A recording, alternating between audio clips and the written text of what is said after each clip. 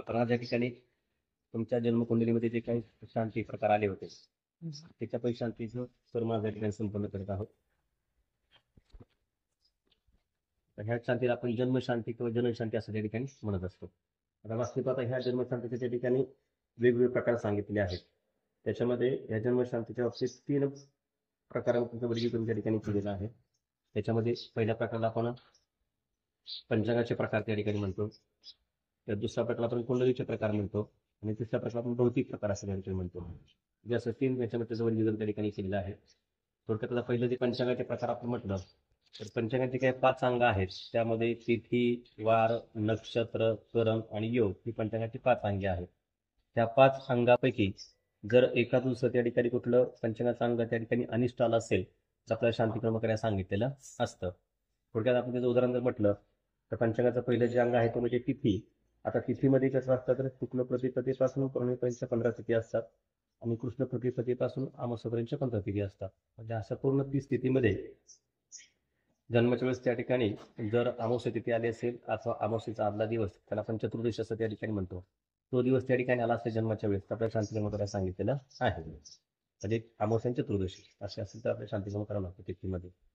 पंचांगात दुसरं जे अंग आहे ते म्हणजे नक्षत्र. नक्षत्रामध्ये देखील एकंदरीत 27 नक्षत्र असतात. या 27 नक्षत्रापैकी मूळ, ज्येष्ठा आणि आश्लेषा ह्या 3 नक्षत्रामध्ये कुठेही त्या ठिकाणी जन्म झाला असेल तर आपल्याला शांतिक्रम करावं लागत असतं. त्याचप्रमाणे त्याच्याशिवाय चित्राचा पूर्वार्ध म्हणजे एका साधारणपणे जे काय राशीचं वर्णन केलं असतं त्या राशीमध्ये राशी 30 अंशाची त्या ठिकाणी सांगितली असते आणि त्या 30 अंशाच्या राशीमध्ये 2.25 नक्षत्र त्या ठिकाणी सामावलेले असतात. म्हणजे एका नक्षत्रामध्ये त्या ठिकाणी 4 चरण असतात. त्या 4 चरणमध्ये त्याच्यामध्ये एक चरण असतो ते 3 अंश 20 कालाचा एक चरण त्या ठिकाणी असतो. म्हणजे अशा प्रकारचे 9 चरण म्हणजे एक राशी. मग एका नक्षत्रात त्या ठिकाणी 4 चरण असल्या कारणानं एकाच राशीमध्ये त्या ठिकाणी 2.25 नक्षत्र सामावलेले असतात. म्हणजे 4 चरणाचे 2 पूर्ण नक्षत्र आणि एक दुसरं नक्षत्र आपले चरण. म्हणजे अशा प्रकारे 3 नक्षत्र एका ह्याच्यामध्ये त्या ठिकाणी आलेले असतात. तर अशा प्रकारचं त्या ठिकाणी जे काही राशीचं वर्णन केलं त्याच्यामध्ये मूळ, ज्येष्ठा आणि आश्लेषा हे 3 नक्षत्रामध्ये पूर्ण नक्षत्रामध्ये कुठेही जन्म झाला तरी आपल्याला शांतिकर्म करावं लागत असतं. आता त्याच्याशिवाय त्या 3 नक्षत्राशिवाय चित्रा नक्षत्राचा पूर्वार्ध सांगितला आणि चित्राचा पहिला जो अर्धा भाग असेल म्हणजे पहिलं चरण अथवा द्वितीय चरण त्या ठिकाणी आला असेल जन्माच्या वेळेस तर आपल्याला शांतिकर्म करावं लागत असतं. त्याच्याशिवाय उत्तर नक्षत्राचं 3रं चरण त्यांनी सांगितलेलं आहे. त्याचप्रमाणे मघाचा प्रथम चरण सांगितलेलं आहे. त्याचप्रमाणे पूर्वाषाढ नक्षत्राचं 3रं चरण त्या ठिकाणी सांगितलेलं आहे. त्याच्याशिवाय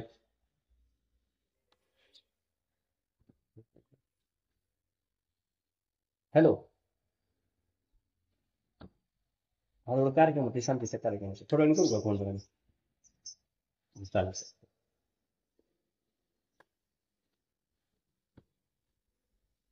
त्याप्रमाणे असे ठराविक नक्षत्र सांगितले त्या ठराविक नक्षत्राच्या भागामध्ये जन्मशब्दाचं शांतिकर्म करावं लागत असतं.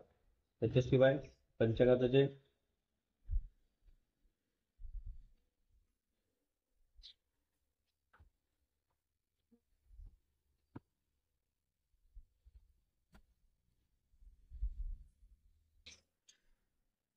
म्हणजे मूळ ज्येष्ठ असल्याचे 3 पूर्ण नक्षत्र आणि बाकीचं म्हटल्याप्रमाणे त्या ठराविक भागात जन्मशब्दाचं शांतिकर्म करावं लागत असते नक्षत्रामध्ये. नंतर तिसरं जे पंचांगात सांगितलं ते म्हणजे योग. योगामध्ये देखील एकत्रित 27 योग सांगितलेले आहेत. त्या 27 योगामध्ये व्यतिपात, वैधृती आणि अतिगंड ह्या 3 योगावरती जन्म झाला असेल बाळा 3 योगापैकी कुठल्या एका योगावरती तर आपल्याला शांतिकर्म करावं लागत असतं. त्याच्याशिवाय पंचांगात 4थं जे अंग आहे ते म्हणजे त्या ठिकाणी करण. करणामध्ये एकंदरीत 11 कर्ण असतात. या 11 कर्णामध्ये 4 हे स्थिर कर्ण असतात आणि 7 हे चर कर्ण असतात. म्हणजे सतत त्या ठिकाणी ते बदलत असतात 7 चर कर्ण म्हणजे. आणि स्थिर म्हणजे कसं ते प्रत्येक प्रतिपदा आणि अमावस्येला त्या ठिकाणी तेच करण येत असतं. त्याच्यामध्ये काही बदल होणार नाही. त्याला आपण स्थिर कर्ण त्या ठिकाणी म्हणतो. आणि बाकीचे काही 7 चरकर्ण आहेत त्या 7 चरकर्णामध्ये जर जन्माच्या वेळेस त्या ठिकाणी विष्टीकरण आलं असेल तर असं आपण भद्रा पण त्या ठिकाणी म्हणतो. ते जर त्या ठिकाणी आलं असेल तर शांतिकर्म करावं लागत असतं. म्हणजे बव, बालव, कौलव, गरज, वनिज, विष्टी असे जे काही 7 त्या ठिकाणी कर्ण आहेत ह्या 7 कर्णामध्ये त्या ठिकाणी विष्टीकरण आलं असेल तर शांतिकर्म करावं लागत असतं. त्याच्यानंतर पंचांगाचं जे 5वे जे अंग आहे ते म्हणजे वार. आता कोणत्याही वारी 7 वारामध्ये कोणत्याही वारी त्या ठिकाणी जन्म झाला म्हणून त्या ठिकाणी शांती असते असं त्या ठिकाणी कुठलाही प्रकार नाही. मात्र त्यावेळेस कसं होते की ठराविक वारी ठराविक नक्षत्र त्या ठिकाणी येतं आणि मग ते नक्षत्र आणि ठराविक वार ह्याच्या सहयोगातून त्या ठिकाणी जर कुयोग उत्पन्न होत असेल तर आपल्याला शांतिकर्म करावं लागत असतं. थोडक्यात जन्मावर त्या ठिकाणी शनिवारचा आलेला आहे आणि त्या दिवशी त्या ठिकाणी जर नवमी तिथी आली असेल म्हणजे नवमी तिथी आणि शनिवार ह्या दहोच्या सवेळी त्या ठिकाणी दग्ध नावाचा कुयोग उत्पन्न होतो. तसा त्या ठिकाणी झाला असला तर शांतिकर्म करावं लागत असतं. किंवा त्याचबरोबर जसं आपण वाराच्या बरोबर त्या ठिकाणी नक्षत्र म्हटलं तसं तिथी म्हटलं तसं त्याप्रमाणे ठराविक नक्षत्र त्या ठिकाणी आलं म्हणजे थोडक्यात शनिवारचा वारा असून त्या दिवशी जर त्या ठिकाणी हस्त नक्षत्र त्या ठिकाणी आलं असेल तर आपण त्या दहोच्या सवेळी त्या ठिकाणी यमघंटा नावाचा मृत्यू नावाचा कुयोग उत्पन्न होतो. तसं त्या ठिकाणी आपल्याला शांतिकर्म करावं लागत असते. थोडक्यात गुरुवारचा जन्मवार असेल त्या दिवशी त्या ठिकाणी मृग नक्षत्र आला असेल मृग नक्षत्र आणि गुरुवार तसं त्या ठिकाणी मृत्यू नावाचा कुयोग उत्पन्न होतो.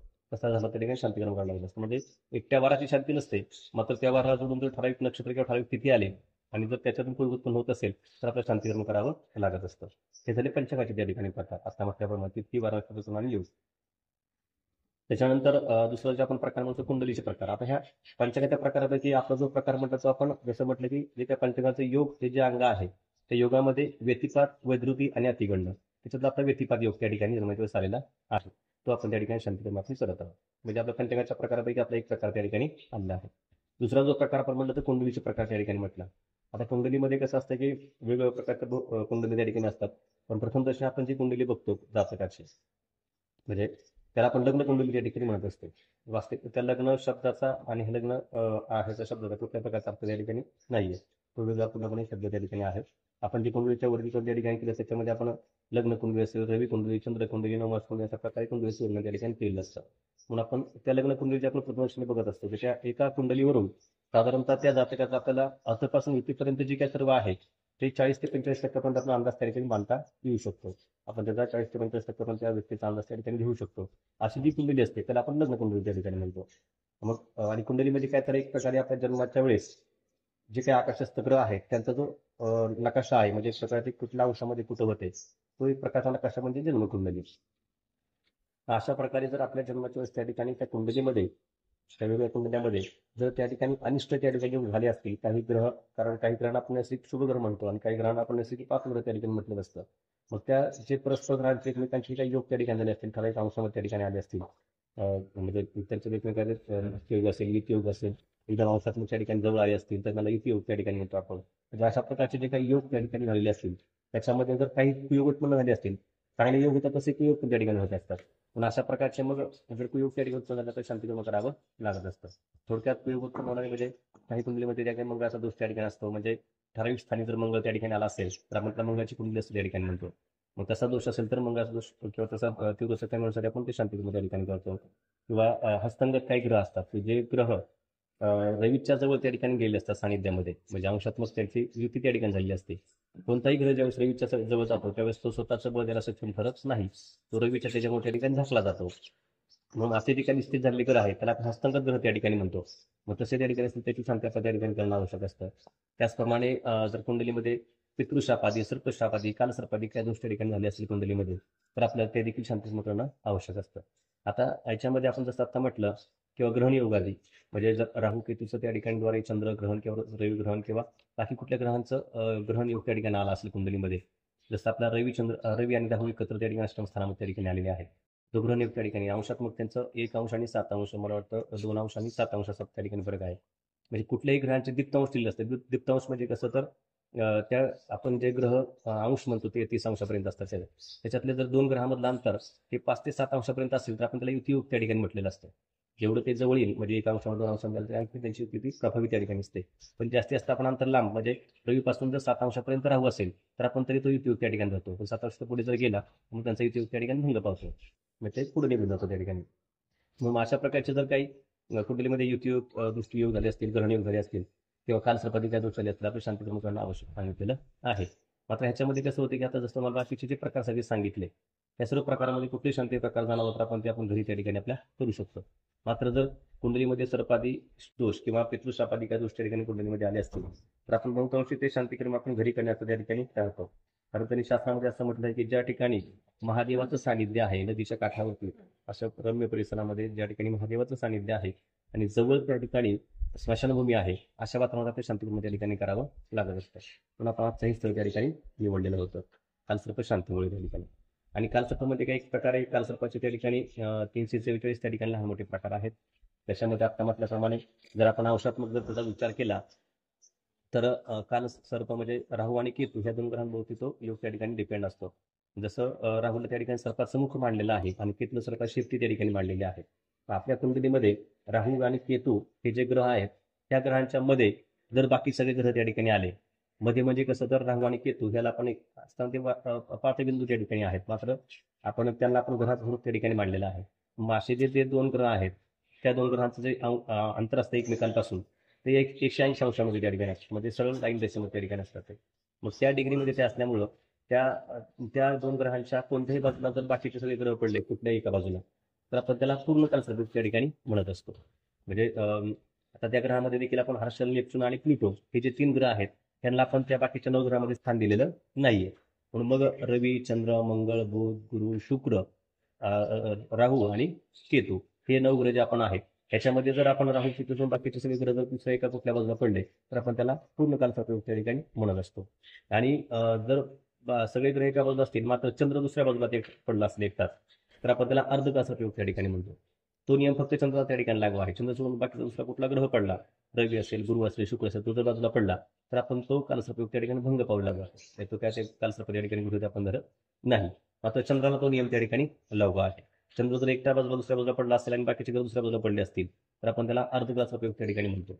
आता हे झालं अंशात्मक आपण म्हटलं, तरी देखील त्यात कसं असतं की प्रत्येक जे काय आपण मग अशी नवनागांच्या पण स्थापना त्या ठिकाणी केली त्या प्रत्येक जे काही नागदेवता आहे त्याच्या नावाने देखील कालसर्पाचं वर्णन त्या ठिकाणी केलं आहे. शंखनाग असेल म्हणजे अनंत कालसर्प योग असेल, म्हणजे प्रत्येक नागाच्या नावानं पण त्या ठिकाणी कालसर्पाचं वर्णन त्या ठिकाणी केलं आहे. किंवा बाकीचे जे तुम्हाला जसं म्हटलं की 344 ठिकाणी लहान मोठे प्रकार त्या ठिकाणी केलेले आहेत. त्याला आपण उदित आणि उदित भागातून म्हणतो. काही कालसर्प योग त्या ठिकाणी असतात, जसं आपण म्हटलं की राहूकडून जो होणारा योग असतो तो थोडा आपल्या त्या ठिकाणी त्रासदायक असतो. म्हणजे बाकीचे ग्रह एक प्रकारे राहूच्या मुखामध्ये त्या ठिकाणी गिळले जातात सर्पाचा मुख असल्यामुळे. आणि जर तो राहूच्या आणि राहू केतूचं जे भ्रमण असतं बाकीचे ग्रह कसं हे अँटी क्लॉकवाईज त्या ठिकाणी फिरतात तसं हे क्लॉकवाईज त्या ठिकाणी राहू केतू त्या ठिकाणी फिरत असतो. तो म्हणजे एक प्रकारे बाकीचे ग्रह असे फिरतात आणि राहू केतू हे उलटे त्या ठिकाणी भ्रमण करतात असे. म्हणून मग राहू केतूच्या मुखामध्ये जर राहूच्या सगळे ग्रह त्या ठिकाणी येतात, राहू त्या ठिकाणी आहे, आता राहू इकडे पूर्ण जाता तो मागे इकडे येणार आहे असं. म्हणून मग जसं काही 5 आणि 6, 7 नंबर असा आहे ना, बाकीचे ग्रह असे फिरत असतात पण राहू आणि केतू अशी उलटे फिरतात. मग आता राहू इथे आहे तर तो इकडे त्या ठिकाणी येणार आहे. हे बरोबर बाकीचे सगळे ग्रह त्याच्या मुखामध्ये त्या ठिकाणी जातात. हेच ग्रह जर इकडे पडले असते सगळे राहूच्या तर तो कालसर्प आपला मुक्त झाला असता. म्हणजे एक प्रकारे तो कालसर्प तुला बाकीच्या चांगल्या गोष्टी पण आपल्याला त्या ठिकाणी दिल्या असतात त्यांनी. पण हा राहू जास्तीत त्या ठिकाणी झाल्यामुळे आपल्याला त्या ठिकाणी कालसर्पाची शांती करणं आवश्यक त्या ठिकाणी होते. तर अशा प्रकारचा आपण कालसर्प त्या ठिकाणी शांती आपण करत आहोत. आणि केवळ ह्या शांती प्रकारामुळे आता ह्या कालसर्पातून आपल्या लक्षात काय येतं, एक प्रकारे आपल्या कुटुंबाला काय ना काय पहिल्या त्या ठिकाणी सर्पशाप अथवा पितृशाप त्या ठिकाणी आहे असं आपल्या लक्षात त्या ठिकाणी येतं. आता व्यक्तिगत हा दोष काय तुमचा त्या ठिकाणी नसतो, आपल्या कुटुंबाचा दोष त्या ठिकाणी आला, कुटुंब दोष त्या ठिकाणी आला. फक्त विषय कसा असतो तर कौटुंबिक असा प्रकारचा दोष असेल पितृशाप सर्पशाप तर तो आपल्या जातकाच्या जे काय तुमचे म्हणजे भाऊ असतील किंवा अगदी चुलत भाऊ असतील, भाऊकीतले गुण असतील तर त्यांच्या कुंडलीमध्ये पण तो त्या ठिकाणी जाणवेल. थोडंफार तीव्रता त्या ठिकाणी कमी असू शकते पण त्या ठिकाणी तो पितृशाप पितृदोष त्या ठिकाणी जाणवली, कारण तो कुटुंब दोष त्या ठिकाणी म्हटलं जातं, म्हणजे व्यक्तिगत दोष त्या ठिकाणी नाही. मात्र त्या दोषाची तीव्रता व्यक्तिगत आपल्या त्या ठिकाणी आपल्या कुठल्या ह्याच्यामध्ये जाणू नये, तिथलं दोष त्या ठिकाणी जाणू नये म्हणून आपण ते शांती त्या ठिकाणी आवश्यक असतं. म्हणून आपण ही शांती त्या ठिकाणी करत आहोत. म्हणजे अशा प्रकारचा एक राहू केतूचा योग त्या ठिकाणी आपण म्हटलं कालसर्प योग. आणि मग अशी म्हटल्याप्रमाणे रवी राहूचा ग्रहण योग त्या ठिकाणी आलेला आहे. त्या ग्रहण योगाची आपण शांती केली, त्याच्याप्रमाणे त्याचा उच्चार आपण त्या ठिकाणी केला होता. आणि पंचांगाप्रमाणे म्हटल्याप्रमाणे व्यतिपात योगाची आपण मुख्य उच्चार तो त्या ठिकाणी केला आहे. म्हणजे आपले कालसर्प योग, व्यतिपात योग आणि ग्रहयोग असे 3 योगाचा आपण उच्चार त्या ठिकाणी केला होता. हे मुख्य आपल्या लक्षात आलेले दोष. आता याच्याशिवाय आपण दुसरा जो प्रकार म्हणजे त्याला भौतिक प्रकार आपण त्या ठिकाणी म्हटलं. त्या भौतिक प्रकारामध्ये कसं असतं तर जन्मतः त्या ठिकाणी बाळाला काही वेळेस दात असतात, दाताचाही जन्म झाला असेल बाळाचा तर त्या बाळाचा शांतीक्रम करावा लागतो. त्याला आपण सदंत नावाचा शांती प्रकार म्हणतो, तो देखील आपल्याला त्या ठिकाणी करणं आवश्यक असतं. त्याच्याशिवाय जन्मतः त्यावेळेस कसं होतं की एखादा अवयव कमी जास्त त्या ठिकाणी आलेला असतं, एखादा बोटमान आहे म्हणून कमी जास्त त्या ठिकाणी येतं बाळाला तर त्या बाळाच्या आपल्याला शांतीक्रम करावं लागतं. त्याला आपण वेगवेगळे शांती प्रकार असं त्या ठिकाणी म्हणत असतो. त्याच्याशिवाय यमल जन्म झाला असतो म्हणजे जुळा जन्म झाला असेल तर त्यातल्या लहान बाळाच्या आपल्याला शांतीक्रम करावं लागत असतं. किंवा अधोमुख जन्म झाला असेल, अधोमुख म्हणजे पायावर जन्म झाला असेल त्या बाळाच्या शांती पण आपल्याला करणं आवश्यक असतं. किंवा जन्मतः त्या ठिकाणी नाळ्याचा विडा वगैरे मानेवरती गळ्यावरती विळलेला असेल तर तसा जन्म झाला असेल बाळाचा तर आपण त्या बाळाचं शांतीक्रम करणं आवश्यक असतं. त्याला आपण नाभिनाल विष्टीजन शांती प्रकार असं त्या ठिकाणी म्हणत असतो. त्याच्याशिवाय जन्मतः त्या ठिकाणी सूर्यचंद्राचं कुठलं ग्रहण चालू असेल, त्या ग्रहण जन्म झाला असेल बाळाचा तर त्या शांती करणं पण त्या ठिकाणी आवश्यक सांगितलेलं आहे.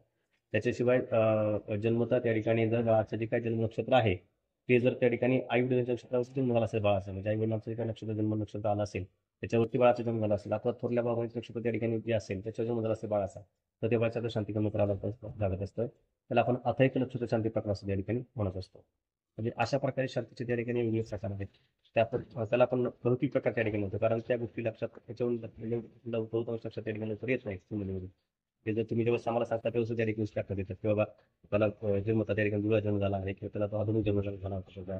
म्हणजे अशा प्रकारच्या गोष्टी आमच्या लक्षात त्या ठिकाणी आलेल्या नसतील, आम्ही विचारले त्या ठिकाणी असतात, म्हणजे सांगत पण नाही. अशा प्रकारचे त्याला आपण भौतिक प्रकार त्या ठिकाणी म्हणतो. म्हणूनच आपण सुरुवातीला जो आपण संकल्प सोडला, त्या संकल्पामध्ये आपण ज्यावेळेस हातामध्ये अक्षरातून पाणी घेऊन केलं त्याला आपण संकल्प देत त्या ठिकाणी म्हणतो. आता हे कुंडलीचे प्रकार लक्षात आले, कोणते?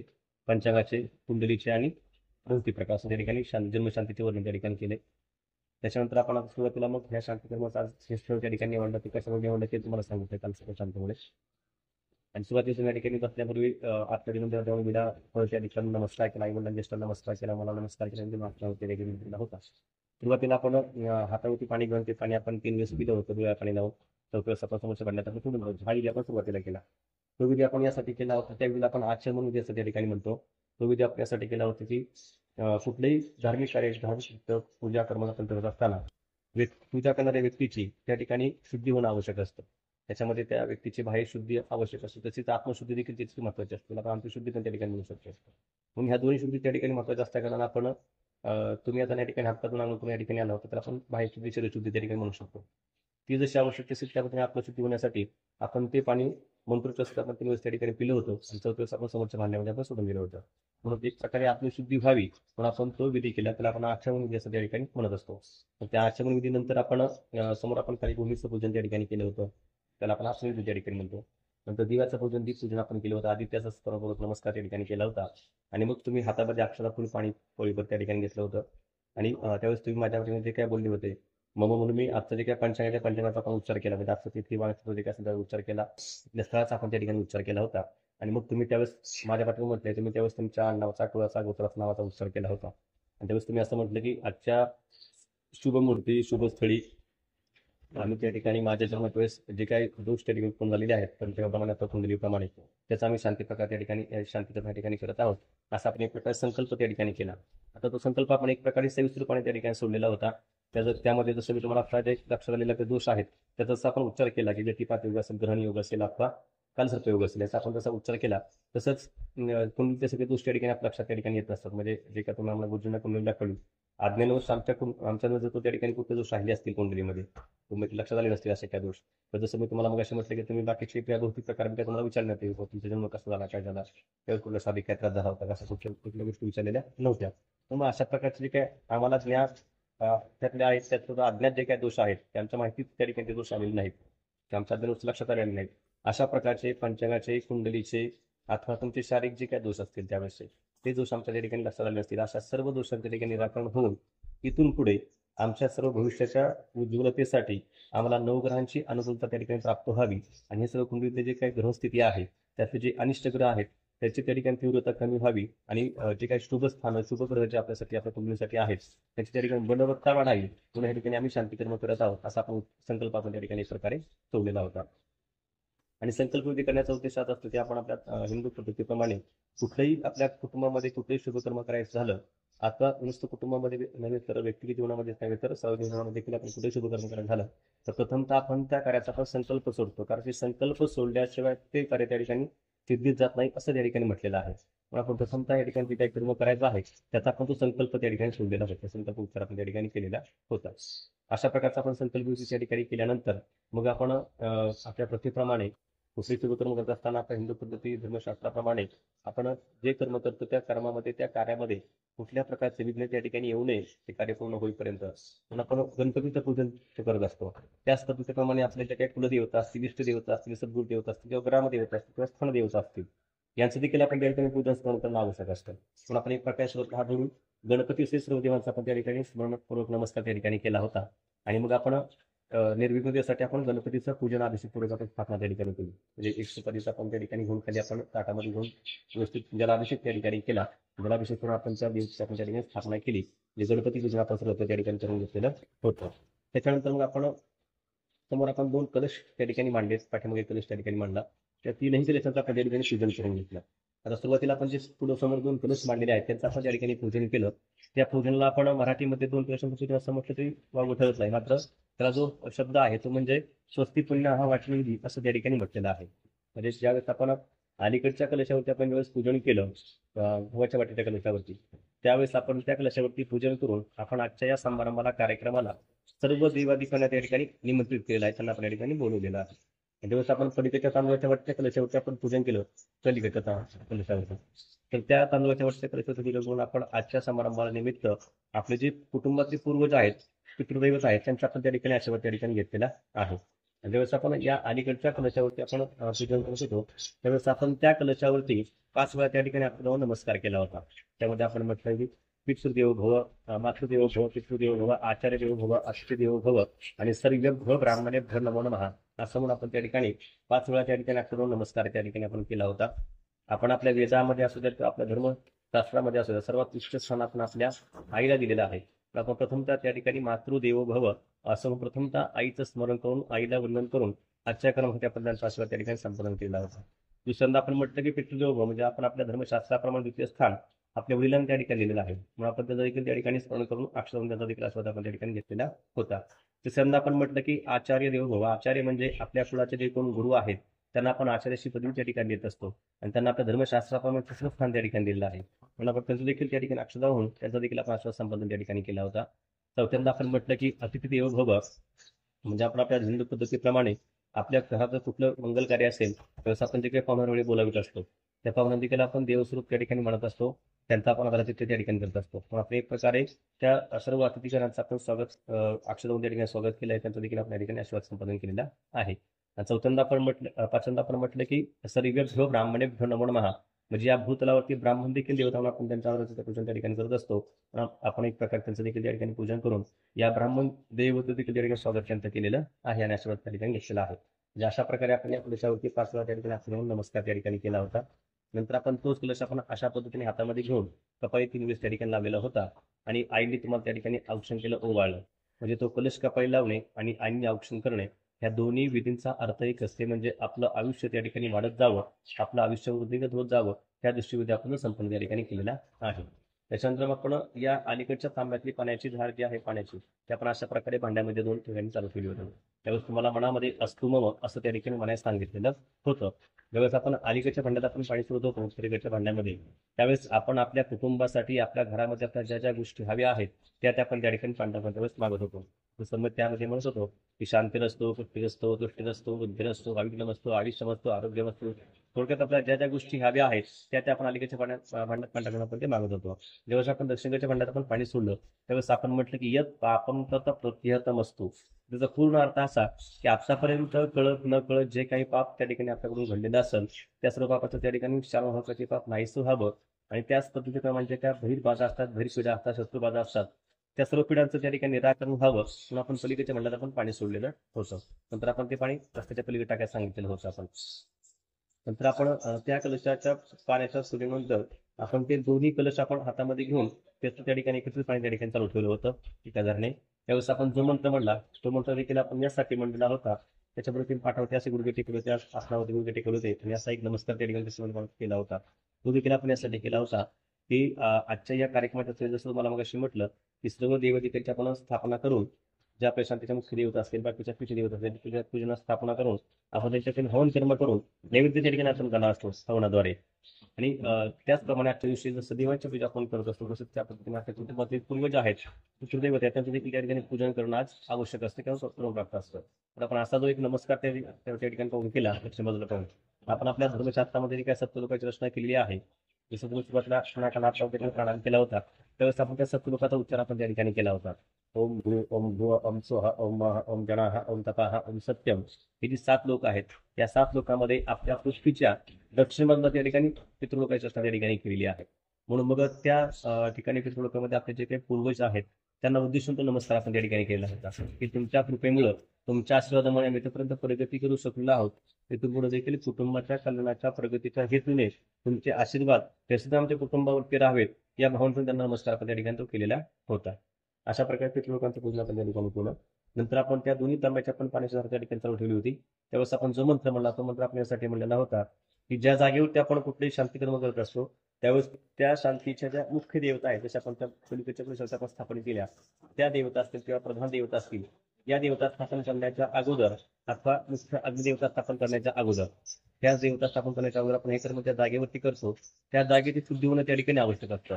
म्हणून जागेच्या शुद्धीसाठी आणि शांतीसाठी आपण तो मंत्र म्हणून त्या ठिकाणी अभिषेक आपण केला होता. तरी ज्यावेळी दोन्ही तांबे आपण पाणी चालू सोडलो होतो त्यावेळी म्हणजे एक प्रकारे त्या पाण्याने आपण त्या जागेच्या आपण शांती मंत्र म्हणून जागेची देवता जास्ती वास्तुदेवता असते. आता वास्तविक आपण हे आपलं शांतिकर्म जे आहे हे आपण देवालय सानिध्यामध्येच त्या ठिकाणी करत असतो. त्याच्यामुळे तुमचा त्या ठिकाणी पवित्र असते त्या शंका त्या ठिकाणी नाहीये. आता तरी देखील महादेवाचं जे काही सानिध्य आहे स्मशानभूमीच्या निकट त्या ठिकाणी असतं म्हणजे त्या ठिकाणी असतं. म्हणून मग एक प्रकारे त्याची शुद्धी होणं पण तितकंच आवश्यक त्या ठिकाणी असतं. मग अशा प्रकारच्या हेतूने किंवा आपल्या प्रथेप्रमाणे आपण कुठलेही शांतिकर्म वगैरे असं म्हटलं तर ते पूजन त्या ठिकाणी करत असतो जागे शुद्धीसाठी वास्तुदेवतेचा. त्या जागेची देवता असते वास्तुदेवता असते म्हणून आपण त्या देवतेचा मंत्र म्हणून एक प्रकारे आपण ह्या वास्तूची जागेची आपण शांती त्या ठिकाणी केली. नंतर आपण तेच पाणी आपण तुमच्यावरती संपूर्ण अभिषेक केला थोडं आसपास पण त्या ठिकाणी पाणी शिंपडलं म्हणजे एक प्रकारे आपण ती जागेची शांती आणि शुद्धी आपण त्या ठिकाणी करून घेतलेली होतो. त्या पाण्यानंतर आपण डोळ्याला सांगितलं होतं मला नंतर त्या अभिषेकानंतर. म्हणजे अशा प्रकारचा जो विधी जो केला तो आपण वास्तूच्या जागेच्या शुद्धीच्या हेतून आपण विधी त्या ठिकाणी केला. जसं मी तुम्हाला म्हटलं तुमच्यावरती अभिषेक केला तो देखील याच उद्देशाने केला की तिथं पुढचं जे कर्म होतं जसं मुख्य देवता स्थापन केल्या आता आपण अग्निकर्म करणार आहोत. हे सर्व देवता स्थापन करण्याच्या अगोदर यजमानाचे म्हणलं की दोन्ही शुद्धी त्या ठिकाणी महत्वाचे असतात. तुमच्या शुद्धीच्या हेतूने आपण तुमच्या पाण्याची म्हणून अभिषेक आपण त्या ठिकाणी केलेला होता. अगदी तो मंत्र आपण त्या ठिकाणी अभिषेक केला शुद्धीच्या हेतूने असा अभिषेक त्या ठिकाणी केला. त्याच्यानंतर मग आता एक प्रकारे आपण त्याचे पूजन केलं दोन कलशांचं आता म्हटल्याप्रमाणे त्या कलशाच्या पूजन आपण स्वस्ती चिन्ह हा वाचले असं त्या ठिकाणी म्हटलेलं आहे. नंतर मग आपण पुढे 16 प्रकाशापर्यंत आपण त्या ठिकाणी पूजन केलं ते आपण 4 अंग त्या ठिकाणी मांडलेले आहेत. त्याला आपण मातृका पूजन अथवा गौऱ्यांच्या देवता पूजन असं त्या ठिकाणी म्हणत असतो. त्याचा आपण कार्यक्रमाच्या स्वरूपानुसार त्या ठिकाणी देवता मांडलेले असतात. आता आपले शांतिकर्म शांतिकर्म असल्या कारणानं आपण त्या ठिकाणी 16 देवता त्या ठिकाणी मांडलेल्या आहेत. काही वेळेस वास्तुशांती वेळेस सुद्धा आपण त्या ठिकाणी 27 देवता त्या ठिकाणी मांडत असतो. आणि अगदी कुठले मोठे कर्म असेल 2-3 दिवसाचं म्हणजे मूर्ती स्थापनेचा कार्यक्रम असेल किंवा हे मोठमोठे जे काही यज्ञ आगादी कर्म असतात त्यावेळेस आपण त्या ठिकाणी ते मातृकाचे पीठ आहे ते आणखी विस्तृत स्वरूपात त्या ठिकाणी मांडलं असतं. त्याला 84 देवताचं मंडळ त्या ठिकाणी मांडलं असतं. आपण आंतरमातृका आणि बहिर्मातृका असं त्या ठिकाणी म्हणत असतो. अशा प्रकारच्या देवताचं मंडळ त्या ठिकाणी मांडलेलं असतं. आज आपल्याला ज्या आवश्यक होत्या त्या 16 देवतांचं आपण त्या ठिकाणी पूजन केलं आहे. त्याला आपण षोडश मातृका पूजा असं त्या ठिकाणी म्हणत असतो. जसं मग असं म्हटल्याप्रमाणे ते नाव असेल त्या देवता त्या ठिकाणी स्थापन केल्या गौरी पद्मा विजयाचे की देवसेना सदा सहा लोकमात्रा दुर्गा चामुंडा वैष्णवी वाराही अशा प्रकारचं आणि तुमची जी काही कुलस्वामी यमाई अशा देवतांचं आपण त्या ठिकाणी पूजन स्थापना त्या ठिकाणी केली आहे. या सर्व कर्मासाठी जसं मी मगाशी म्हटलं की गणपतीचं पूजन आवश्यक असतं ते स्वस्ती पुण्यवसनाचा विधी त्या ठिकाणी आवश्यक असतो. त्याच पद्धतीप्रमाणे मातृका पूजन देखील तितकंच त्या ठिकाणी आवश्यक असतं. पण आपण ते पूजन त्या ठिकाणी आपण केलं. एक प्रकारे त्या मातृका पूजनामुळे आपली जी काही कुलस्वामिनी आहे तिची त्या ठिकाणी प्राप्त होत असते. आपण त्या कुलदेवतेच्या कुलस्वामीच्या देवीच्या प्रसादासाठी आपण ते पूजन त्या ठिकाणी करत असतो. म्हणून आपण ते पूजन त्या ठिकाणी केलेलं आहे. त्याच्यानंतर त्या एक प्रकारे गणपती पूजन 2 कलश पूजन स्वस्ती पुण्यवसन पूजन आणि मातृका पूजन केल्यानंतर आपण पाठीमागे ज्या मुख्य देवता आपण स्थापन केल्या त्या कलशावरती जे आपले शांतिकर्म प्रकार लक्षात आले तसं आपण त्या ठिकाणी त्या देवता ज्या आहेत त्या आपण स्थापना केलेल्या आहेत. मगाशी म्हटल्याप्रमाणे जे काही पूर्ण काळाच्या जे काही मुख्य देवता आहेत जसं मगाशी म्हटलं की राहूच्या त्या अधिपत्य त्या देवता ज्या आहेत त्याला आपण कानाने सर्प त्या ठिकाणी म्हणतो. काल म्हणजे रुद्र देवता त्या ठिकाणी आपण त्या ठिकाणी राहूची पूजा मांडून मध्ये आपण महादेवाची पिंड त्या ठिकाणी मांडलेली आहे. आणि पलीकडे पाठीवर सर्प देवतेच्या आपण प्रतिमा त्या ठिकाणी मांडल्या त्या नवनाग देवता आपण त्या ठिकाणी मांडलेले आहेत. अशा ह्या कालसर्पाच्या मुख्य देवता त्या ठिकाणी मांडल्या जातात. आणि जे काही व्यतिपादिवगाची देवता ते देखील त्याच्यामध्ये सूर्याची देवता असेल आदिदेवता अग्निदेवता आहे त्या आपण सांगली स्वरूपात त्या ठिकाणी मांडलेली तर ते माहिती करतात मांडली का त्याचं कोणती होती अग्निदेवता सांगली स्वरूप होते दिसले होते मला अग्निदेवता होती वाटतं.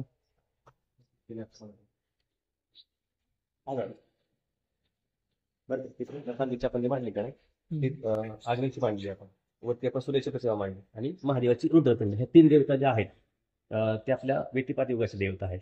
आणि तुमचं लक्षात आहे की पुनरुस नक्षत्र त्या ठिकाणी आलेलं आहे. त्याची मुख्य देवता आदित्य नावाची देवता आहे. आपण गोल चौकोनी आपण छोटी सूर्याची प्रतिमा मांडलेली ही आदित्य नावाची देवता आहे. आणि त्याची आदिदेवता जे शंकर देवता म्हणजे महादेवाची पिंड त्या ठिकाणी आहे. आणि त्या देवताचे बृहस्पती म्हणजे गुरुची प्रतिमा आपण खाली त्या ठिकाणी मांडलेली आहे.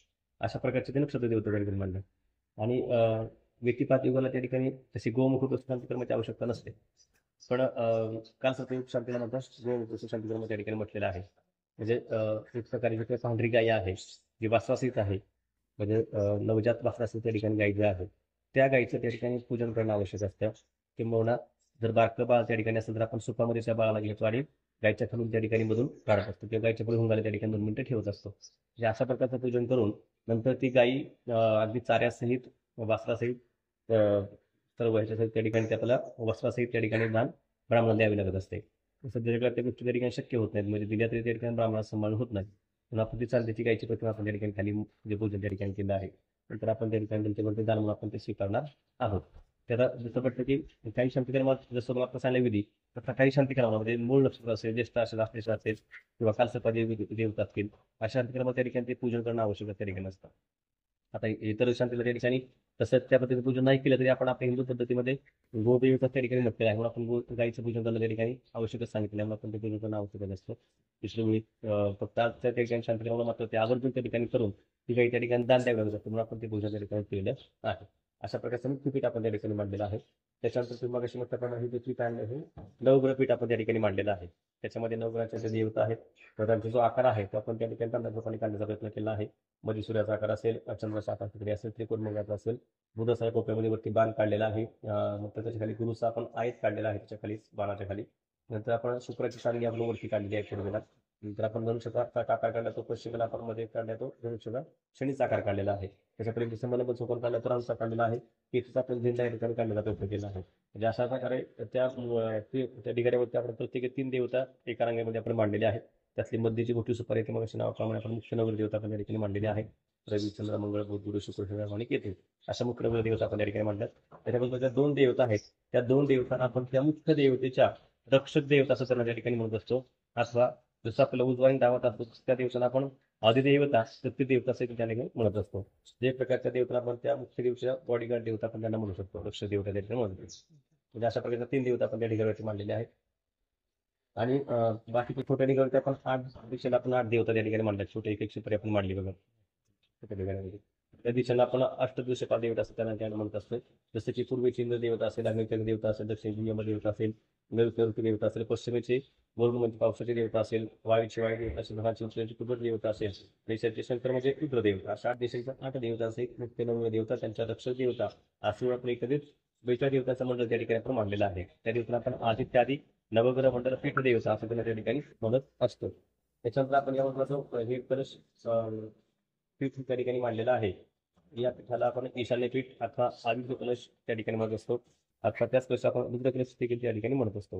म्हणजे हा तो कलश आपल्या ठिकाणी मांडल्याचा आपण आपल्या पूर्ण मांडणीच्या ईशान्य कोपऱ्यामध्ये आपण स्थापन करतो. ईशान्य कलश त्या ठिकाणी म्हटलेला आहे. आणि ईशान्य त्या ठिकाणी शंकराचा त्या ठिकाणी अधिष्ठान मांडलेला आहे. पण आपण त्या पीठाला आपण रुद्र कलश देखील त्या ठिकाणी म्हटलेला आहे. आणि तो कलश स्थापन करण्याचा उद्देश हाच असतो की आपलं हे शुभकर्म आहे जे सुरुवात झाल्यापासून संपेपर्यंत मध्ये कुठल्या प्रकारचे विघ्न येऊ नये आणि या कर्मामध्ये त्या ठिकाणी अडथळा उत्पन्न होणे, कर्म त्या ठिकाणी बंद पडू नये म्हणून तो कलश आपण त्या ठिकाणी स्थापन करत असतो. म्हणून आपण त्या कलशाला अविघ्न कलश असं देखील त्या ठिकाणी म्हटलेलं असतं.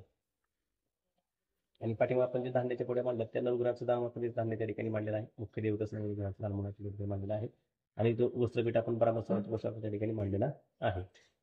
आता जसं तुम्हाला मग म्हटलं की ते गणपती पूजन असेल, स्वस्तिक कलशांचं पूजन असेल, मातृका पूजन असेल किंवा हे नवग्रह पीठ असेल किंवा ईशान्यपीठ असेल, हे कंपल्सरी कुठलेही शांतिकर्म असेल तर त्या ठिकाणी ते करावं लागत असतं. म्हणजे कुठली मोठी यागादी कर्म असतील, मूर्ती स्थापना असेल, वास्तुशांती असेल किंवा वेगवेगळ्या प्रकारचे तुम्हाला शांती त्याप्रमाणे शांतिकर्म असतील तर त्यावेळेस ते कंपल्सरी त्या ठिकाणी करणं आवश्यक असतं. फक्त स्वरूप त्या ठिकाणी व्यवस्थित म्हणजे आणखी त्या ठिकाणी मांडलं जाऊ शकतं. जसं मूर्ती स्थापना वगैरे असेल तर आपण त्यावेळेस हे रंगी स्वरूपात देखील दुसरं मांडलं जसं आपण ह्या आकारामध्ये काढलेला आहे प्रत्येक ग्रहाचा आकार, तसं त्या ठिकाणी प्रत्येक ग्रहाचा रंग आहे त्या रंगामध्ये पण त्या ठिकाणी ते काढलेलं असतं. तांदळाच्या रूपाने वेगवेगळे रंग करून त्या ठिकाणी त्या कांबळे मांडलेले असतात. अशा प्रकारे त्याच्यात पलीकडे जे आपण मुख्य देवतांचं पीठ आपण कलशावरती मांडलेलं आहे ते आणखी वेगवेगळे कर्म असतात. तर मूर्ती स्थापना असेल त्यावेळेस आपण ब्रह्मादी मंडळ मांडतो किंवा वेगवेगळे मंडळ असतात, सर्वसमुद्र मंडळ असेल किंवा वास्तुशांती असेल तर वास्तुपीठ त्या ठिकाणी मांडलेलं असतं. अशा प्रकारचं जे देवता ते पलीकडे आपण त्या ठिकाणी मांडलं असतात. मात्र गणपती पूजन असेल, स्वस्तिपूजन असेल, मातृपूजन असेल आणि हे 2 पीठ असेल हे कंपल्सरी प्रत्येक वेळी वास्तवामध्ये असतं. त्या ठिकाणी बदल होत नाही. फक्त बदल होतो ते पलीकडच्या बाजूला त्या ठिकाणी बदल होतो. जसं आपण देवता मांडतात त्या देवता प्रत्येक शांती त्या ठिकाणी वेगवेगळे असतात. किंवा वास्तुशांती असेल, मूर्तीक्रम असेल, त्या ठिकाणी वेगवेगळे मंडळ त्या ठिकाणी मांडले असतात. पलीकडे त्या ठिकाणी बदलत असतात. म्हणजे आपल्या कुठलेही शांतिक्रम असेल तर त्याची मांडणी सुरू होते दक्षिणेकडून उत्तरेकडे त्या ठिकाणी सुरू होत असते. मुख्य पीठ आपण दक्षिणेकडून त्या ठिकाणी मांडला लागला असतो. अशा प्रकारचे आपण त्या ठिकाणी देवता मांडल्यात. नंतर आपण समोर आता हवनकुंड त्या ठिकाणी मांडलेला आहे. या हवनामध्ये आपण जो नैवेद्य त्या ठिकाणी सोडणार आहोत, तो नैवेद्य म्हणजे तीळ, भात, आज्य म्हणजे तूप आणि सवेदा म्हणजे आपण झाडांचे वाळलेले काही लाकडं आणले, हा नैवेद्य आपण अग्नीमध्ये त्या ठिकाणी सोडणार आहोत. त्याला आपण हवन द्रव्य असं त्या ठिकाणी म्हणत असतो. आणि ज्यावेळेस तो नैवेद्य आपण ह्या देवतांच्या नावाने आपण अग्नीमध्ये हवन म्हणून सोडत असतो, त्यावेळेस तो नैवेद्य ती देवता त्या ठिकाणी तो भाग त्या ठिकाणी घेऊन जात असते. पण तो नैवेद्य त्या ठिकाणी वस्तू प्रमाणात आणि त्याच वेळेस सोडणं आवश्यक असतं. तो सोडणं जर उशीर झाला तर ते देवता तो भाग त्या ठिकाणी घेऊन जात नाही. म्हणून मग त्या देवतेच्यामुळे आपण सहमत नैवेद्य अग्नीमध्ये त्या ठिकाणी पडला पाहिजे. आणि जसं आता म्हटलं की आपण अग्निदेवता जे आपण स्थापन करत असतो, ती शुभकर्मासाठी त्या ठिकाणी अग्नीचे 8 प्रकार सांगितलेले आहे.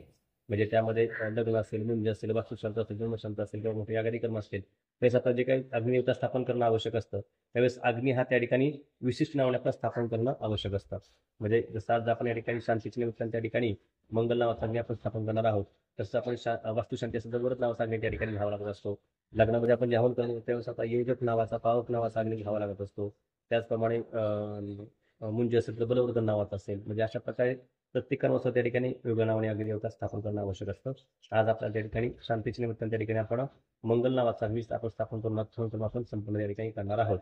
आणि स्वाहा आणि स्वधा या अग्निदेवतेच्या 2 बायका त्या ठिकाणी आहेत. आणि देवतांना आपण ज्यावेळेस त्या एक प्रकारे नैवेद्य अर्पण करण्याचं काम त्या ठिकाणी ते करत असतात. म्हणजे स्वहा देवता जी आहे अग्नीची, ती देवता सर्व देवतांना त्या ठिकाणी नैवेद्य त्या ठिकाणी अर्पण करत असते. म्हणजे थोडक्यात देवाला घालत असते.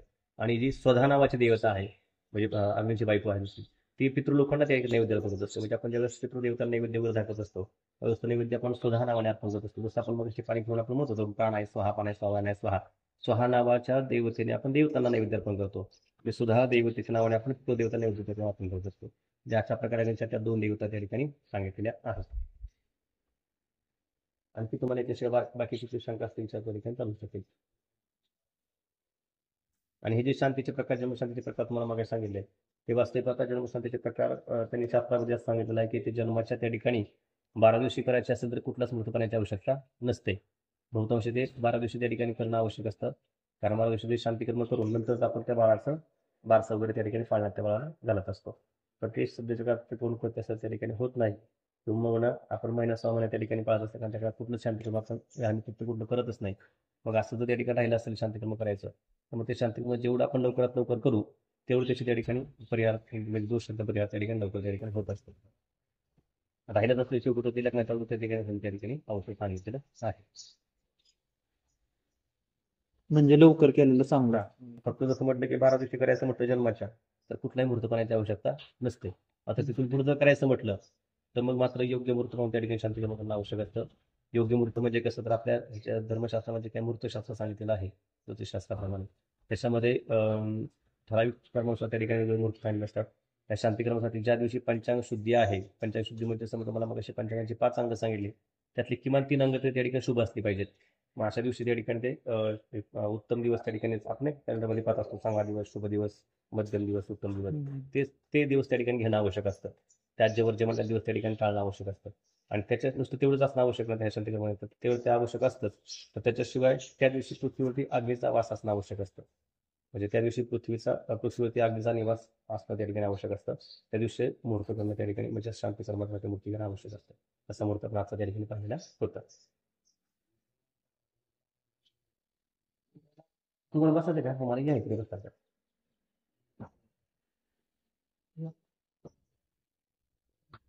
डोळा संपतोय कसं काय? आपण संपतोय मला वाटतं कांदळवाडी काय वाटत इकडे.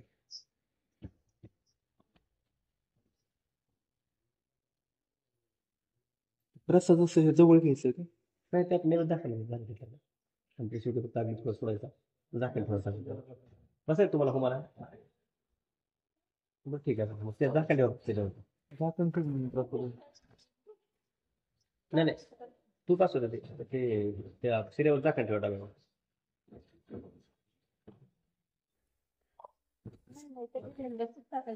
तेल तेल सोडायचं ते. तुम्ही एक पाणी थोडं खाली केलं यजमानस्य द्वारा अग्रे अग्रे स्थापना कर्म करिष्ये. थोडं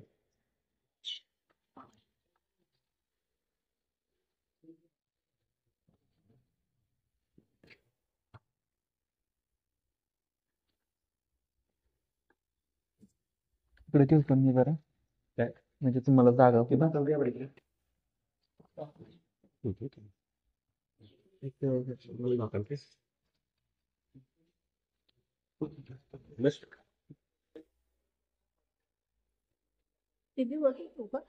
लगेच नको आपण 10 मिनिटांनी इथं हो मस्त झालं का झालं पाहिजे. हा बोला की काय काय नाही नाही इथं काय गेलं की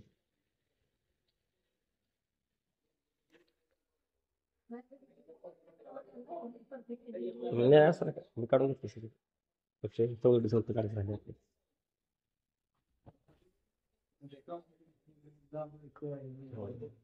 ओम त्र्यंबके जामे सुगंधिं पुष्टिवर्धनमुर्वारुकमे बंधनान् मृत्युर्मुक्षमावृतात् या ठिकाणी अक्षर म्हणलं संडलं कृत्वा शिलंगत्वेन सकशब्दबालदेवता तथा च अग्निदेवता स्थापनपूजनंगत्वेन यजमानस्य द्वारा सकल भूर्वस्वः मंगलनामग्निं प्रतिष्ठापयामि प्रतिष्ठापनार्थे अक्षतानि च समर्पयामि.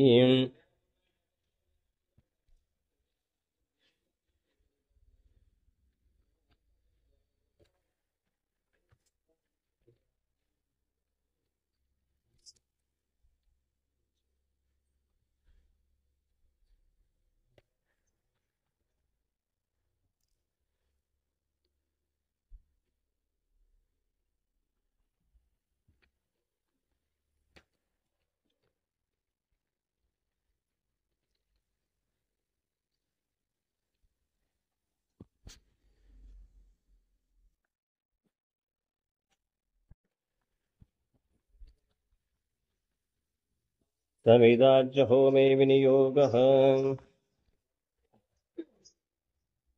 तुमच्या हाताने हळदी कुंकू द्या अग्नीला आता सुवासिनी लागणारा देवता प्रतिष्ठा पूजनांगत्वेन हळदी कुंकू पुष्पाणि च समर्पयामि. अग्नीत हळदी कुंकू वाहून द्या. मी पण व्हायचं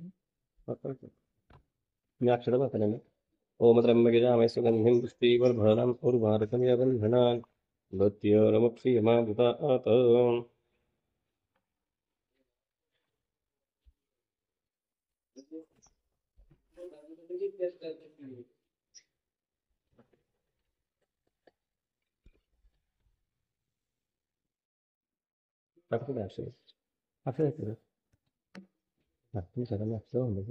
पूर्वस्वमंगलामन प्रतिष्ठापनात्यक्षदानं समर्पयामि अद कुमारस्वरा पुष्पांगत्वेन हरिदा कुंग पुष्पाणि च तथा गंधाग्र पुष्पाणि च समर्पयामि. इथं बघा तिथे ओम अग्नये नमः समिताज्यो योगदपूर्वे दर्भा विशालयित्वा ओम इति पुरस्तात् दर्भास्त्रणम् इति दक्षिणतः असं म्हणून देते पलीकडे पलीकडे खाली खाली होमाच्या खाली जमिनीवरती इति दक्षिणतः इति पश्चातः इति उत्तरतः ओम अतः कर्मांगदेवताभ्यो नमः पूजनांगत्वेन हे गाडी तिथं मांडा पलीकडे इथं मांडा इथे ते दर्भाची गाडी खाली मांडायची गाडी मांडा अशी अशी उभी मांडायची अशी तर ते फुलपाडी पुढे मांडा हा ठीक आहे ते पाठी मांडायचे त्याच्यावर आज्य पारणी धाय काय म्हणले लागतं त्याला दर्भ म्हणतो आपण त्याला पवित्र पण म्हणलं जातं एक प्रकार गवत असतं ते गवताची काड्या असतात त्या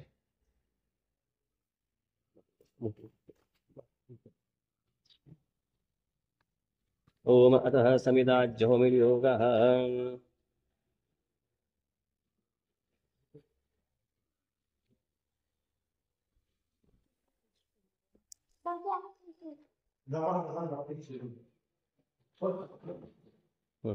तुपामध्ये अशा उभ्या बुडवायच्या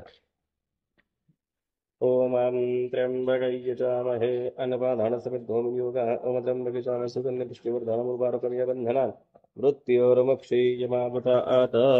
ओम अग्नये समेधये नमः स्वाहा. या सोडून सगळं अग्नये समेधये नमः स्वाहा. ठीक आहे ओम सकल शुद्धंगत्वेन सुचासुवातपनाक्षंगर्मकरिष्ये ओम अपुत्रपुत्रो वास्रवापस्फांगतो स्पुंडरीकाक्षं सवाय्याभ्यन्तरं शुचिः. हे झालं हे फुट भरून घ्यायचं सांगेल त्यापर्यंत तूप सोडायचं. ओम भूर्भुवः स्वः प्रजापतये नमः स्वाहा असं सोडायचं सगळं हे असं. ओम भूर्भुवः प्रजापतये नमः स्वाहा प्रजापतय इदं नमः. ओम भूर्भुवः स्वः अग्नये नमः स्वाहा अग्नय इदं नमः. हे तो सोडायचं. ओम भूर्भुवः स्वः रुद्राय नमः स्वाहा रुद्राय इदं नमः. इथून तिकडे सोडायचं. ओम भूर्भुवः स्वः सोमाय नमः स्वाहा सोमाय इदं नमः. मध्ये सोडायचं. ओम गणपतये नमः स्वाहा गणपतय इदं नमः. मी तू तुमच्या जवळ ठेवतो. तू समजायचं. मी तांदूळ मांडतो त्याप्रमाणे एक फुल मांडायचं तुम्ही. त्या फुल उचलून ते पै ठेवा त्याचं 2 मिनिटं. त्यात वाटी ठेवली चालते काय. ओम इति पुरस्तात् ओम इंद्राय नमः. मांडा इथं मांडा किंवा खाली तिथं मांडलं चालतं. ओम अग्नये नमः. छोटं छोटं मांडलं चालते नसतं बसतं. ओम यमाय नमः. ओम निरुतिं नमः. ओम वरुणाय नमः. ओम वायुं नमः. ओम उत्तरे कुबेराय सोमाय नमः. ओम ईशानाय रुद्राय नमः. ओम अतः आता पाणी घ्यायचं. ओम कुंडवदेस वाहन पाणी पुरायचं. ओम अग्निं परिसमूहणं ओम अग्निं परिसमूहणं ओम अग्निं परिसमूहणं. पाय इकडून फिरवायचं उलट. हे जरा तू कसं. ओम अग्निं तुपाची वाटी हलवायची नाही परत. ओम अग्निं परीक्षणं ओम अग्निं परीक्षणं ओम अग्निं परीक्षणं अग्नारंदैवताभ्यो नमः सर्वोपचारार्थे. अतः वाटी थोडी तिकडं सारखं किंवा स्वतंत्र मागे वाटी मानतो वाटी. ह्याच्यात एक तूप सोडायचं. तुम्ही बसा घ्यायला बसा. बसा तुम्ही मोबाईल बसा घेऊन बसायचं. बसा काही जास्त नाही 20 मिनिटं फक्त 20 मिनिटं.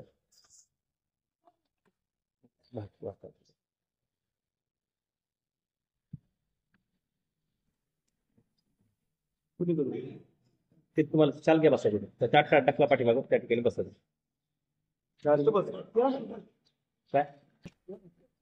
काय काय घ्यायचं काय की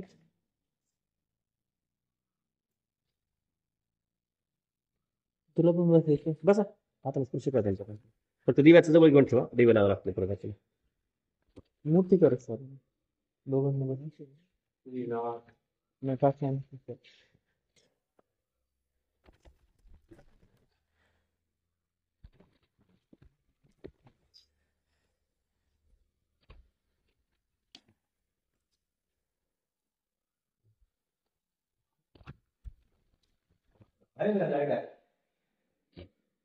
आता त्यानंतर 6 म्हटलं तुम्ही पुढचा काय हात लांब पूर्ण पूर्ण नाही हात तुझं पुढे सरकत.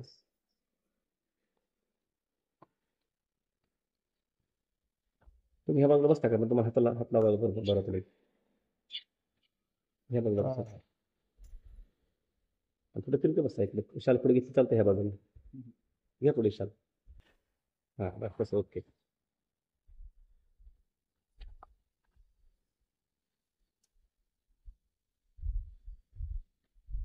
जो भात आहे का नाही हा 3 बोटांनी अग्नीमध्ये सोडायचा. 6 म्हटले की सोडायचा. थोडा थोडा सोडायचा. त्यांना कोपऱ्यामध्ये जास्त मध्ये सोडू नका. धूर जास्त होणार नाही. 6 मध्ये हा तुम्ही त्यांच्या हाताला स्पर्श करायचा. हातात स्पर्श करताना कोपऱ्याच्या पुढे स्पर्श करायचा.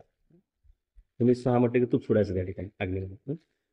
ओम वक्रतुंड महाकाय सूर्यकोटि समप्रभ निर्विघ्नं कुरु मे देव सर्वकार्येषु सर्वदा. ओम गणपतये नमः स्वाहा. सोडा हे 6 म्हटले सोडायचं. तूप सोडता ठेवून सोडायचं आपल्याशी. ओम वक्रतुंड महाकाय सूर्यकोटि समप्रभ निर्विघ्नं कुरु मे देव सर्वकार्येषु सर्वदा. ओम गणपतये नमः स्वाहा. सोडा म्हटले 6 म्हटले सोडायचं. जास्त विषय जास्त करायचं नाही. ओम वक्रतुंड महाकाय कोटि सूर्य समप्रभ निर्विघ्नं कुरु मे देव सर्वकार्येषु सर्वदा. ओम गणपतये नमः स्वाहा. ओम भात कमी कमी सोडा. एवढा भात थोडा थोडा सोडा. ओम वक्रतुंड महाकाय सूर्यकोटि समप्रभ निर्विघ्नं कुरु मे देव सर्वकार्येषु सर्वदा. ओम गणपतये नमः स्वाहा. गणपतय इदं नमः सिद्धनाथ म्हणले का नाही ओम त्र्यंबके जामे सुगंधिं पुष्टिवर्धनम् उर्वारुकमिव बन्धनान् मृत्योर्मुक्षीयमावृतात् ओम रुद्रस्वपिने कुलदेवताय सिद्धनाथाय नमः स्वाहा ओम त्र्यंबकै यजामहे सुगंधिं पुष्टिवर्धनम् उर्वारुकमिव बन्धनान् मृत्योर्मुक्षीयमावृतात् ओम रुद्रस्वपिने कुलदेवता सिद्धनाथ देवता सकुटुंब देवताय नमः स्वाहा कुलदेवताय इदं नमः ओम नमो देव्य महादेव्य शिवाय सतत नव नमः प्रकृते भद्राण्यतापणदास्मताम् ओम महाकाली महालक्ष्मी महासरस्वती स्वरूपेण कुलस्वामिनी देवता महादेव्यै यमायि माताय नमः स्वाहा ओम खड्गं चक्रगदेषु चापपरिघान् शूलं शुण्डिं चिरां शङ्खं सन्ददतिं करस्त्रिनयनां सर्वाङ्गभूषावृतां लीलाश्मदतिमास्पादशकां सेवे महाकालिकां यामस्तौत्सपिते हरो कमलजो हन्तुं मधुं कैटभम् ओम महाकाली महालक्ष्मी महासरस्वतीरूपेण महादेव्यै कुलस्वामिनी यमायि माताय नमः स्वाहा कुलस्वामिनी इदं नमः ओम देवराजसैव्यमानपावनाङ्घ्रिपङ्कजं व्यालयज्ञसूत्रमिन्दुशेखरं कृपाकरं नारदादियोगिवृन्दवन्दितं दिगम्बरं काशिकापुराधिनाथकालभैरवं भजे ओम ग्रामदेवता भैरवनाथ जोगेश्वरी देवताय नमः स्वाहा ओम भानुकोटिभास्करं भवाब्धितारकं परं नीलकण्ठमीप्सितार्थदायकं त्रिलोचनं कालकालमम्बुजाक्षमक्षशूलमक्षरं काशिकापुराधिनाथकालभैरवं भजे ओम ग्रामदेवता स्थानदेवता कालभैरवनाथदेवताय नमः स्वाहा ओम कालभैरवनाथदेवता सकुटुम्बदेवताय इदं नमः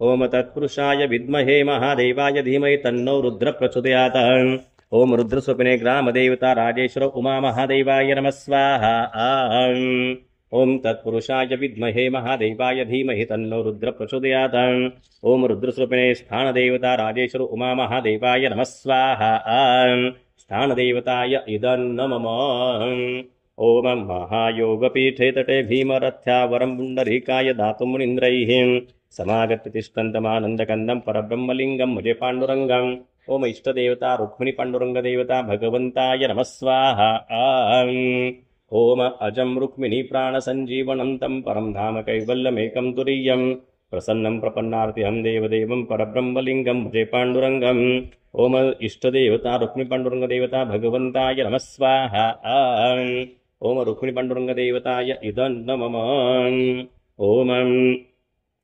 सर्वमङ्गलमाङ्गल्ये शिवे सर्वार्थसाधिके शरण्यत्र्यम्बके गौरी नारायणी नमोऽस्तुते ओम मातृकाय गौरद्वैत देवताय नमः स्वाहा ओम महालक्ष्मीं च विद्महे विष्णुपत्नी च धीमहि तन्नो लक्ष्मी प्रचोदयात् ओम मातृकाय गौरद्वैत देवताय नमः स्वाहा मातृकाय इदं नमः ओम वास्तोष्पदे प्रतिजानी ह्यस्मान् स्वावेशो अनमीवो भवानः यद्वृतदन्नोजुषस्व षण्णो भवति पदेशं चतुष्पदे ओम वास्तुपुरुषाय नमः स्वाहा ओम वास्तोष्पते प्रथरो ननिदिगस्पान् गोभिरश्वेभिरिन्दोम् अजरासस्ते सकेस्या पितृप्रत्युञ्जुषस्व ओम वास्तुपुरुषाय नमः स्वाहा ओम वास्तुपुरुषाय इदं नमः ओम संसृष्टं धनमुभयं मया कृतं दत्तां वरुणस्य मन्युः मियं दधानहृदयेषु शत्रवः पराजिदासो अपनिलयन्ताम् ओम सद्गुरुदत्तात्रेयाय नमः स्वाहा ओम संसृष्टं धनमुभयं मया कृतं दत्तां वरुणस्य मन्युः भियं दधानहृदयेषु शत्रवः पराजितासो अपनिलयन्ताम् ओम सद्गुरु दत्तात्रेयाय नमः स्वाहा दत्तात्रेयाय इदं नमः ओम गुरुर्ब्रह्मा गुरुर्विष्णु गुरुर्देवो महेश्वरः गुरुः साक्षात् परब्रह्म तस्मै श्री गुरुवे नमः ओम सद्गुरु नमः स्वाहा ओम गुरुर्ब्रह्मा गुरुर्विष्णु गुरुर्देवो महेश्वरः गुरुः साक्षात् परब्रह्म तस्मै श्री गुरुवे नमः ओम सद्गुरु नमः स्वाहा ओम दशरथाय विद्महे सीतावल्लभाय धीमहि तन्नो रामचन्द्र प्रचोदयात् सीतारामचन्द्राय नमः स्वाहा ओम दशरथाय विद्महे सीतावल्लभाय धीमहि तन्नो रामचन्द्र प्रचोदयात् ओम सीतारामचन्द्राय नमः स्वाहा सीतारामचन्द्राय इदं नमः ओम मनोजवं मारुततुल्यवेगं जितेन्द्रियं बुद्धिमतां वरिष्ठं वातात्मजं वानरयुद्धमुख्यं श्रीरामदूतं शरणं प्रपद्ये ओम हनुमन्ताय नमः स्वाहा ओम मनोजवं मारुततुल्यवेगं जितेन्द्रियं बुद्धिमतां वरिष्ठं वातात्मजं वानरयुद्धमुख्यं श्रीरामदूतं शरणं प्रपद्ये ओम हनुमन्ताय नमः स्वाहा हनुमन्ताय इदं नमः ओम ब्रह्मा मुरारी त्रिपुरान्धकारीर्भानु शशि भूमिसुतो बुधश्च गुरुश्च शुक्रः शनिराहुकेतवः कुर्वन्तु सर्वे मम सुप्रभातम् ओमादित्यादि नवग्रहमण्डलदेवताय नमः स्वाहा ओम ब्रह्मा मुरारी त्रिपुरान्धकारीर्भानु शशि भूमिसुतो बुधश्च गुरुश्च शुक्रः शनिराहुकेतवः कुर्वन्तु सर्वे मम सुप्रभातम् ओमादित्यादि नवग्रहमण्डलदेवताय नमः स्वाहा ओम जपा कुसुमशङ्काशं काश्यपेयमः तुत्तियं तमोरिस्रोपापग्नं प्रणतोऽस्मि दिवाकरम् ओम दिवाकराय नमः स्वाहा ओम जपा कुसुमशङ्काशं काश्यपेयमः तुत्तियं तमोरिस्रोपापग्नं प्रणतोऽस्मि दिवाकरम् ओम दिवाकराय नमः स्वाहा ओम दिवाकराय नमः स्वाहा ओम दिवाकराय नमः स्वाहा ओम आसत्ते नरजोसा वर्तमानो निविश्यन्नमृतं मर्त्यञ्च हिरण्येन सवितार्थेन देवो याति भुवना विपश्यन् ओम दिवाकराय नमः स्वाहा ओम आसत्ते नरजोसा वर्तमानो निविश्यन्नमृतं मर्त्यञ्च हिरण्येन सवितार्थेन देवो याति भुवना विपश्यन् ओम दिवाकराय नमः स्वाहा ओम अग्निन्दूतं वृणीमहे होतारं विश्ववेदसम् अस्य अग्नस्य सुक्रतुम् ओम अग्नये नमः स्वाहा ओम अग्नये नमः स्वाहा ओम एषामीशे पशुपति पशूनां च दुष्पदामुति च द्विपदा निष्क्रीतो यज्ञं भागमेतुरायस्पोषाय च भारस्य सन्तु ओम रुद्राय नमः स्वाहा ओम रुद्राय नमः स्वाहा ओम दिवाकराय नमः स्वाहा ओम दिवाकराय नमः स्वाहा दिवाकराय ओम अधिदेवता प्रतिदेवता सहिताय दिवाकराय इदं नमः ओम दधीशङ्कदुषारावं शुरोदार्णवसम्भवं नमामि चतुर्णं सोमं शम्भुर्मुकुटभूषणम् ओम चन्द्राय नमः स्वाहा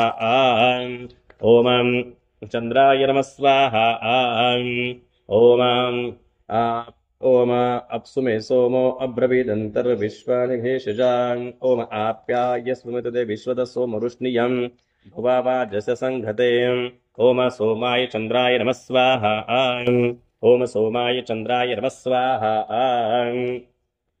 ओम अप्सु मे सोमो अब्रवीदन्तर्विश्वानि भेषजा अग्निं त्वमवश्य विश्वभेषजीः ओम आपाय नमः स्वाहा ओम आपाय नमः स्वाहा ओम चन्द्राय नमः स्वाहा ओम चन्द्राय नमः स्वाहा ओम गौरी मिमायश्रियाणि तक्षति एकपदी द्विपदी सा चतुष्पदी अष्टापदी नवपदी बभूषी सहस्रा अक्षरा परमेयो मन्ना ओम ओमाय नमः स्वाहा ओम ओमाय नमः स्वाहा ओम सोमाय नमः स्वाहा ओम सोमाय नमः स्वाहा ओम अधिदेवता प्रतिदेवता सहिताय सोमाय इदं नमः ओम धरणीगर्भसम्भूतं विद्युत्कान्ति समप्रभं कुमारं शक्त्यस्तं च मङ्गलं प्रणमाम्यहम् ओम अंगारकाय नमः स्वाहा ओम अंगारकाय भौमाय नमः स्वाहा ओम अग्निर्मूर्धादिवा ककुत्पति पृथिव्या अयम् अपागुं रेतागुं सृजन्वतीम् ओम अंगारकाय नमः स्वाहा ओम अंगारकाय भौमाय नमः स्वाहा ओम ओम ओम ओम क्षेत्रस्य ओम सेनाधिपवनुक्षरानिवेशनीं यच्छार्मशस प्रथा ओम भूमिं नमः स्वाहा ओम भूमिं नमः स्वाहा ओम अंगारकाय नमः स्वाहा ओम अंगारकाय नमः स्वाहा ओम क्षेत्रस्य प्रतिनावयवं हितेनेव जयामसि गामश्वं पोषयित्वा सनो मृडातिदृशे ओम क्षेत्रपालाय स्कन्दाय नमः स्वाहा ओम क्षेत्रपालाय स्कन्दाय नमः स्वाहा ओम भौमाय अंगारकाय नमः स्वाहा ओम भौमाय अंगारकाय नमः स्वाहा ओम अधिदेवता प्रतिदेवता सहिताय अंगारकाय भौमाय इदं नमः ओम उद्बुद्ध स्वाग्ने प्रतिजागृह्य नविष्टा पौर्ते सुगुंसुषेधामयं च पुनः पुण्वग्ग स्वापितरयुवान् मन्वाता गुंसेत्वैतन्तमेतम् ओम बुधाय नमः स्वाहा ओम बुधाय नमः स्वाहा ओम प्रिंगुलिवशां सौम्यं सम्यगुणपितं तं बुधं नमाम्यम् ओम बुधाय नमः स्वाहा ओम बुधाय नमः स्वाहा ओम इदं विष्णुचक्रमेत्रेधा निधोदे पदं समुडमस्सपागुंसुरे ओम विष्णवे नमः स्वाहा ओम विष्णवे नमः स्वाहा ओम बुधाय नमः स्वाहा ओम बुधाय नमः स्वाहा ओम विष्णुरराटमसि विष्णो पृष्ठमसि विष्णुशप्रे एस्तो विष्णुसि उरसि विष्णो ध्रुमसि वैष्णवसि विष्णवे त्वाम् ओम नारायणाय नमः स्वाहा ओम नारायणाय नमः स्वाहा ओम बुधाय नमः स्वाहा ओम बुधाय नमः स्वाहा ओम अधिदेवता प्रतिदेवता सहिताय बुधाय इदं नमः ओम देवानां च ऋषीणां च गुरुं सन्निभं बुद्धिभूतं लोकेशं तन्नमामि बृहस्पतिम् ओम बृहस्पतिं नमः स्वाहा ओम बृहस्पतिं नमः स्वाहा ओम बृहस्पते अत्यदर्यो अर्ह अद्युमध्युवाति कृतमज्जरेषु यदि दयच्च वसृत प्रजा तदस्माद्रविन्देः चित्रम् ओम बृहस्पतिं नमः स्वाहा ओम बृहस्पतिं नमः स्वाहा ओम ओम इन्द्रमरुत्वयपाय सोम यथाशार्याते अपि वस्तु तस्य तव प्रणितशूरशर्मन्नैव सन्तकवसु यज्ञाः ओम इन्द्राय नमः स्वाहा ओम इन्द्राय नमः स्वाहा ओम बृहस्पतिं नमः स्वाहा ओम बृहस्पतिं नमः स्वाहा ओम ओम ब्रह्मज्ञानं प्रथमं पुरस्ताद् विसीमतसुरुचुवेन आवहन् स बुद्धिया उपमा अस्य विष्टास्तस्य बुद्धस्य विवहन् ओम ब्रह्मणे नमः स्वाहा ओम ब्रह्मणे नमः स्वाहा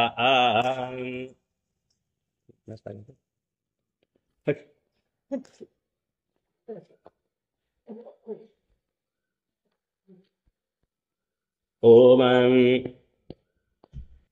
बृहस्पतिं नमः स्वाहा ओम बृहस्पतिं नमः स्वाहा ओम अधिदेवता प्रतिदेवता सहिताय बृहस्पतय इदं नमः ओम भवशुक्राय भानवे भरद्वं हव्यमतिं चाग्नये सुभूतं यो दव्यानि मानुषाजनो गुंसीम् अंतर्विश्वानि विद्मना जिगाति ओम शुक्राय नमः स्वाहा ओम शुक्राय नमः स्वाहा ओम भीमकुन्दो मोदितानं परमगुरुं सर्वशास्त्रप्रवक्तारं भार्गवं प्रणमाम्यहम् ओम शुक्राय नमः स्वाहा ओम शुक्राय नमः स्वाहा ओम इन्द्राणिमासुपत्नीमहमश्रवं न यस्या अपरं च सामरते पतिः ओम इन्द्राण्ये नमः स्वाहा ओम इन्द्राण्ये नमः स्वाहा ओम शुक्राय नमः स्वाहा ओम शुक्राय नमः स्वाहा ओम इन्द्रमरुत्वयपाय सोम यथाशार्याते अपि वस्तु तस्य ओम इन्द्रवो विष्णुर्वामहे जनेभ्यः अस्माकमस्तु केवलः ओम इन्द्राय नमः स्वाहा ओम इन्द्राय नमः स्वाहा ओम शुक्राय नमः स्वाहा ओम शुक्राय नमः स्वाहा ओम अधिदेवता प्रतिदेवता सहिताय शुक्राय इदं नमः ओम नीलाञ्जनसमाभासं रविपुत्रमिमाग्रजं छायामार्तण्डसम्भूतं तन्नमामि शनैश्चरम् ओम शनैश्चराय नमः स्वाहा ओम नीलाञ्जनसमाभासं रविपुत्रमिमाग्रजं छायामार्तण्डसम्भूतं तन्नमामि शनैश्चरम् ओम शनैश्चराय नमः स्वाहा ओम शन्नो देवीर्विष्टय आपो भवन्तु पीतये शय्योर्विस्रवन्तु नः ॐ शनैश्चराय नमः स्वाहा ॐ शनैश्चराय नमः स्वाहा ॐ दिवे लावले चालते का दिव्याचे ॐ प्रजापतिनत्वदेतानिन्नो विश्वा जातानि परिता बभूव यत्कामातेजोमस्तन्नो अस्तु वयग्रस्सा पतयोरयेनाम् ॐ प्रजापतये नमः स्वाहा ॐ प्रजापतये नमः स्वाहा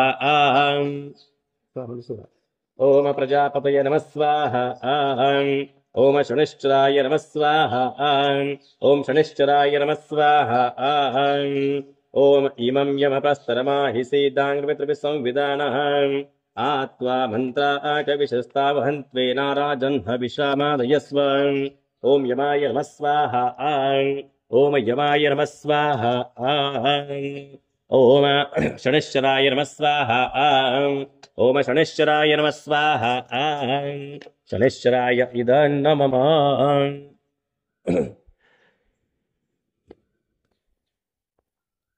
ॐ अर्धकाय महावीर्यं चन्द्रादित्य विमर्दनं श्रीकागर्भसम्भूतं तं राहुं प्रणमाम्यं ॐ राहवे नमः स्वाहा ॐ राहुं नमः स्वाहा ॐ कयानश्चित्र आभुवदूति सुधा सखा कया चतुष्टयावृता ॐ राहवे नमः स्वाहा ॐ राहवे नमः स्वाहा ॐ आयङ्गों कृष्णगुरुसन्मातरं पुनः पितरं च प्रयन्सुवः ॐ दुर्गाय नमः स्वाहा ॐ दुर्गाय नमः स्वाहा यत्तेनुताबन्धनाम ग्रीवास विचर्चम् इदं तद् विश्यामे समुद्रजमुक्तः ॐ निरुतिं नमः स्वाहा ॐ निरुतिं नमः स्वाहा ॐ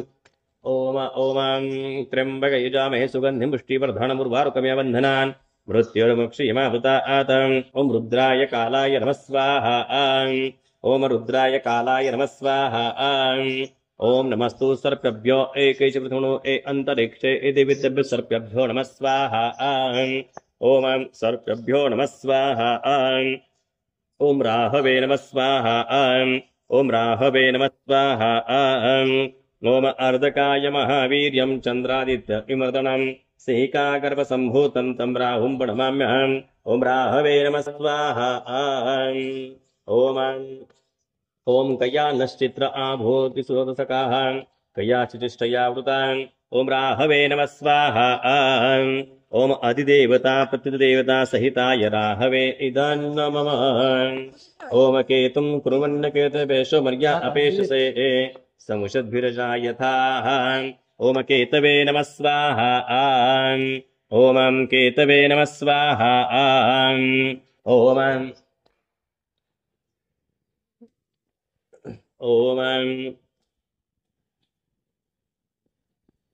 ॐ पलाश पुष्पसङ्काशं तारकाग्रमस्तकं रौद्ररौद्रात्मघोरं तं केतुं प्रणमाम्यहम् ॐ केतवे नमः स्वाहा ॐ केतवे नमः स्वाहा ॐ ब्रह्मादेवानां पदवीकवीनां ऋषिर्विप्राणां महिषो मृगाणां शैनो वृद्धा नागस्वतिर्बनानागुं सोमपवित्रमत्तेतिरे भन्नाम् ॐ ब्रह्माणं नमः स्वाहा ॐ ब्रह्माणं नमः स्वाहा ॐ केतवे नमः स्वाहा ॐ केतवे नमः स्वाहा ॐ सचित्रचित्रं चित्रयन् तस्मै चित्रक्षत्रचित्रतमं वयोधान् चन्द्रं रविं पूर्वीरं बृहन्तं चन्द्रचन्द्रविगुणदेयो भस्वान् ॐ चित्रगुप्ताय नमः स्वाहा ॐ चित्रगुप्ताय नमः स्वाहा ॐ केतवे नमः स्वाहा ॐ केतवे नमः स्वाहा ॐ अधिदेवता प्रतिदेवता सहितेभ्यः केतुभ्यो इदं नमः